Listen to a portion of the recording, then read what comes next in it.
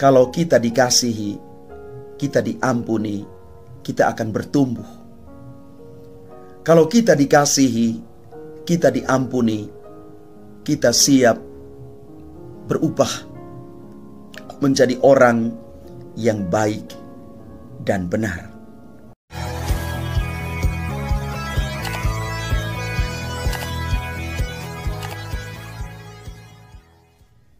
Salam Bapak Ibu, saudara dan saudari, sahabat-sahabat garam dunia yang terkasih. Hari ini kita merayakan pesta Santo Matius, Rasul dan pengarang Injil. Dan di dalam bacaan pertama, Rasul Paulus kepada jemaat di Efesus mengajak mereka untuk masuk di dalam satu permenungan yang dalam, dan juga mengundang kita untuk percaya kepada Yesus Kristus yang sungguh akan menguduskan kita. Sebagaimana Kristus datang ke dunia dengan merendahkan dirinya, demikian juga kita umat beriman berusaha meneladani kerendahan hatinya, melayani bukan untuk dilayani, demi pembangunan gereja Kristus.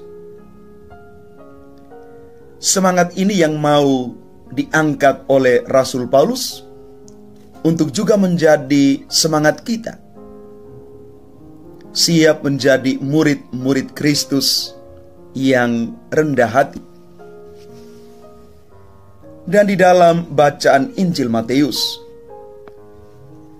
kita boleh belajar dari pengalaman Matius, si pemungut cukai yang dipandang sebagai orang berdosa oleh orang-orang di sekitarnya. Tetapi Yesus justru memanggilnya dan makan di rumah Matius. Inilah hati Yesus yang Maha Rahim. Ia mengampuni dan menyambut Matius, orang yang berdosa itu, bukan menghakimi dia. Bapak Ibu, saudara dan saudari yang terkasih, Yesus datang untuk mengasihi, bukan untuk menghakimi orang berdosa. Meskipun Matius, pemungut cukai, pegawai pajak, itu dikenal sebagai orang berdosa oleh orang-orang di sekitarnya, tetapi Allah di dalam diri Yesus menerima dia. Matius itu masih memiliki kerinduan untuk diselamatkan.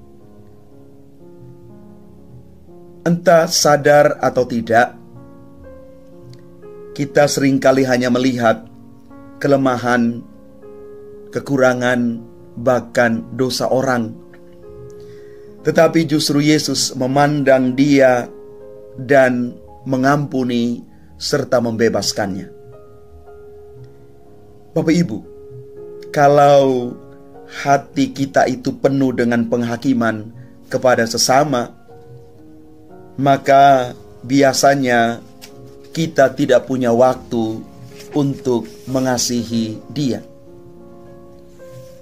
Maka Yesus mengutus kita untuk terus membawa harapan dan pembebasan bagi banyak orang, bagi saudara-saudara kita, terutama yang terbelenggu di dalam kelemahan dan juga dosa-dosa mereka.